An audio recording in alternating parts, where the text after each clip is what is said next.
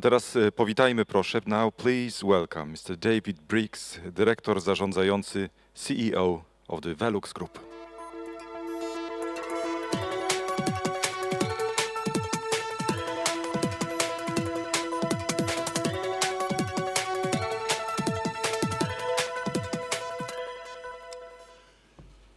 Thank you, and good morning, everybody.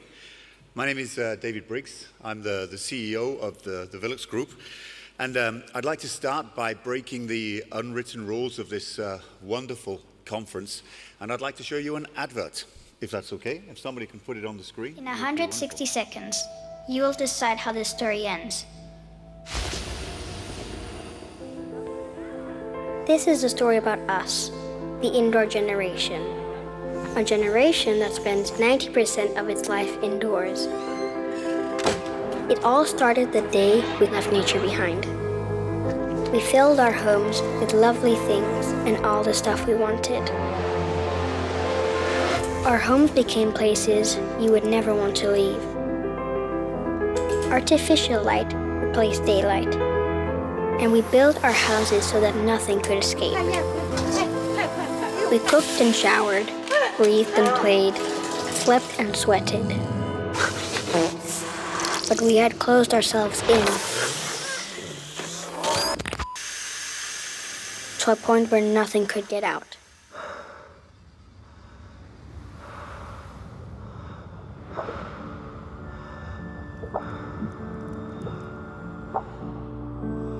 So when the air turned bad inside, we tried fixing it with chemicals. And we put in little artificial suns everywhere to make the darkness bearable. That's when things started to happen. Hard to notice in the beginning.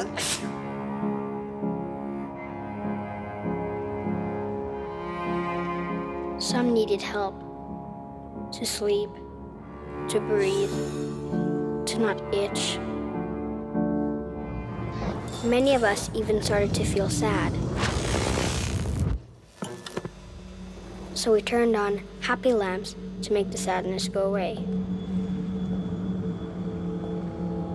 Then, scientists discovered that the air inside our homes is up to 5 times more polluted than the air outside. And that the lack of daylight can affect children's learning and increase blood pressure. It turns out that kids' rooms often have the highest concentration of toxicants in the house. In fact, millions of homes are unhealthy to live in. They discovered that living in damp and moldy homes increases the risk of asthma by 40%. And I learned that millions of people like me suffer from asthma and allergies caused by a bad indoor environment. And so, here we are. How the story ends is up to you, because it's not written yet. If you care about the indoor generation, do something. Begin to think and live differently. Let light and fresh air into your life again. Even small changes can make a huge difference for coming generations. Learn how at theindoorgeneration.com.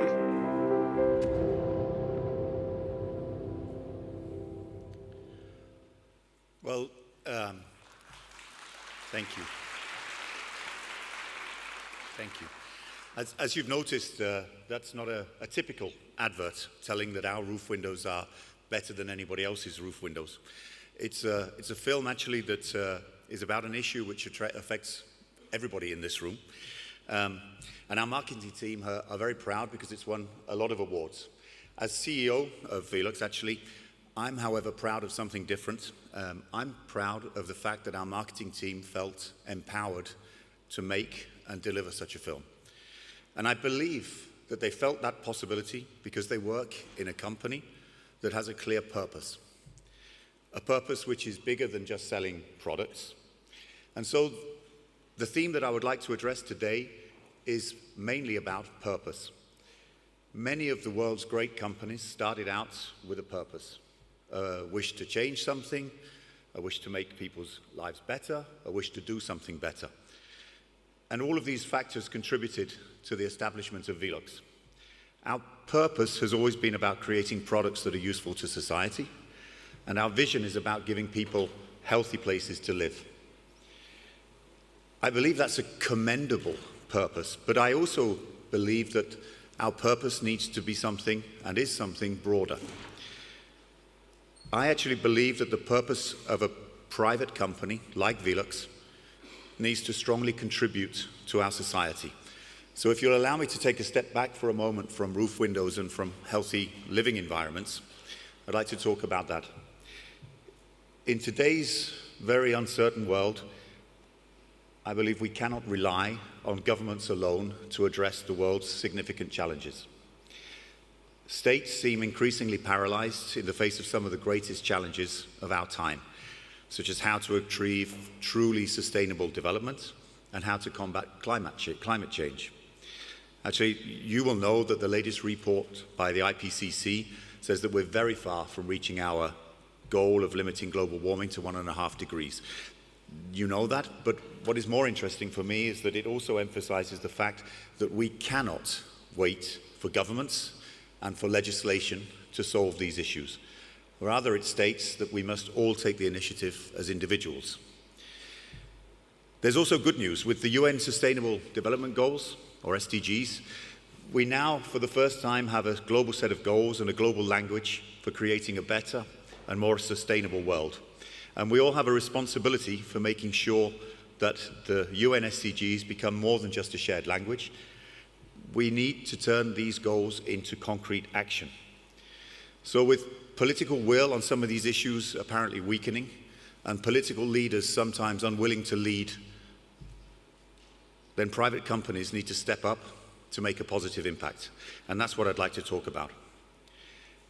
And here's the thing, actually, that's not just a duty, it's also an opportunity, and a very big one. Sustainability and social responsibility make for good business for two principal reasons. Firstly, because more and more the consumers of today are demanding sustainable, responsible products, and that private companies play their part in creating a better, more just world. And secondly, because products that are ahead of the curve on regulation, and which in themselves help to solve some of society's challenges, give companies a huge competitive advantage. These are the products of the future, and companies with a sustainable vision will, in my opinion, be the champions of tomorrow. That means that the purpose or the vision of private companies is becoming increasingly important. Now, you may hear from my accent that I'm not Danish, I'm British, but Velux is a Danish company. And I believe that the blueprint of a Scandinavian business has valuable components that we can all learn from as we look to build a more sustainable and responsible business model around the world. At Velux, we work towards sustainable development goals under the umbrella of 4 Ps: purpose, partnerships, products, and people. And I'd like to talk a little about each of them, although I may drop one if we run out of time. First of all, purpose. What should the purpose of a company be? Isn't the purpose of all private companies to make money? Well, yes. The logic in itself of capitalism means that a company needs to make a profit, not least because it has to pay wages and it has to invest in future development to create growth. But I would also argue that the purpose of a company needs to go further.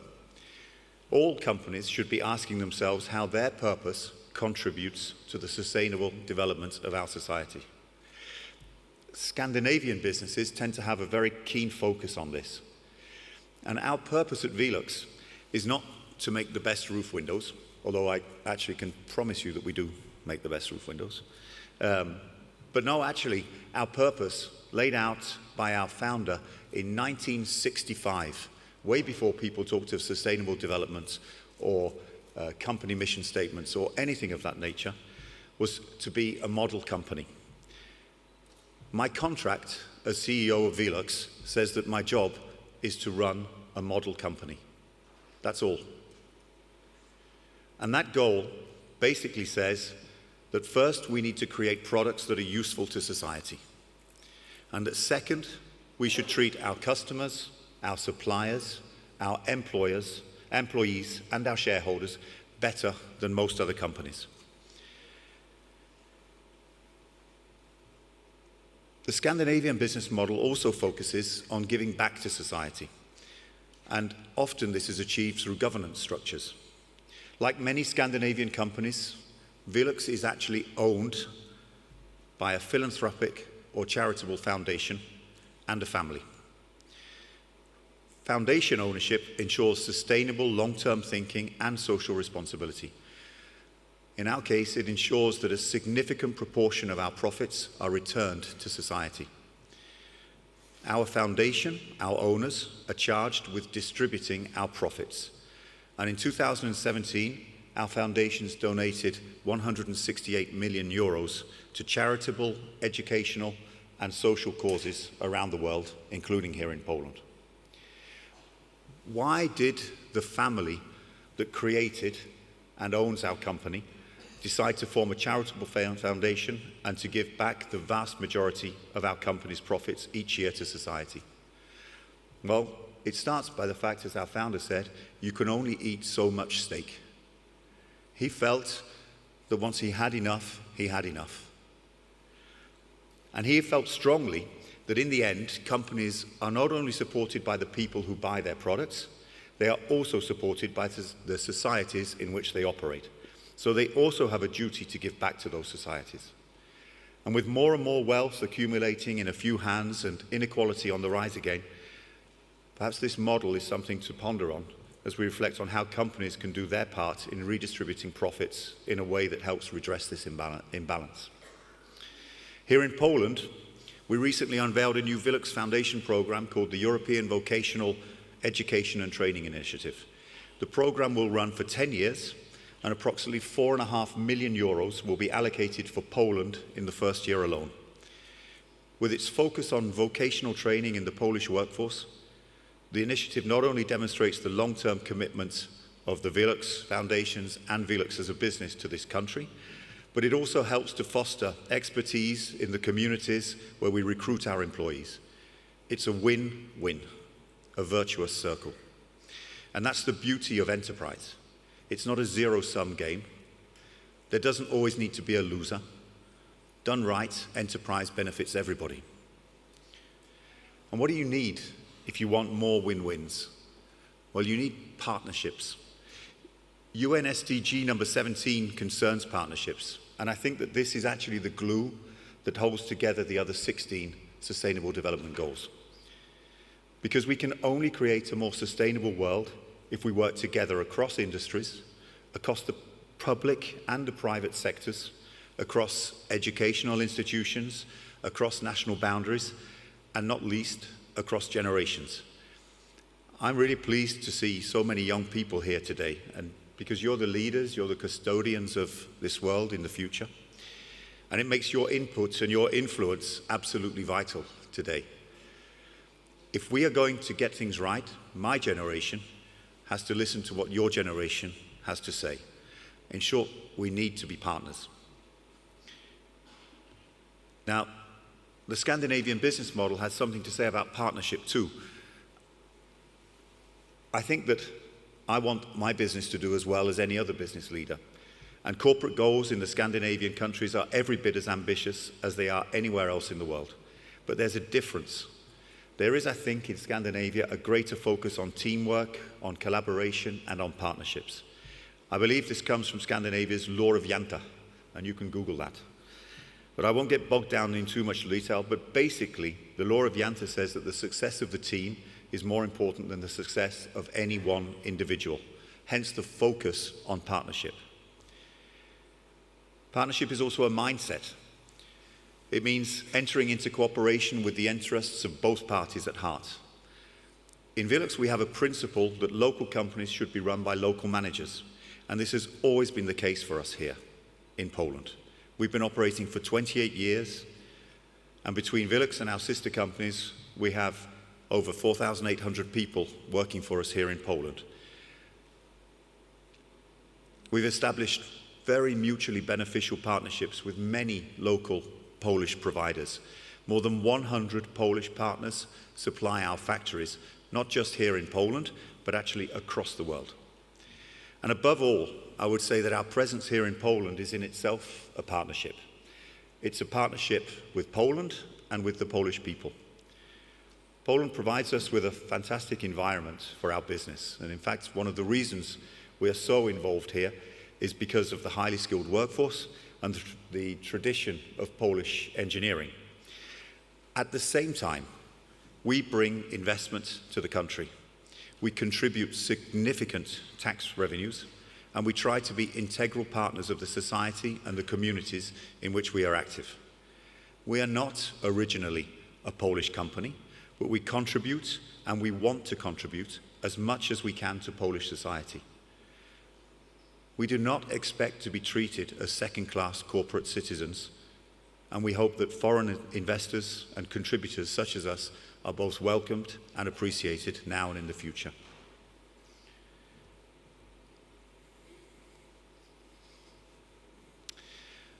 I'm going to skip products, which is the third part of our umbrella, talking about sustainable development for businesses.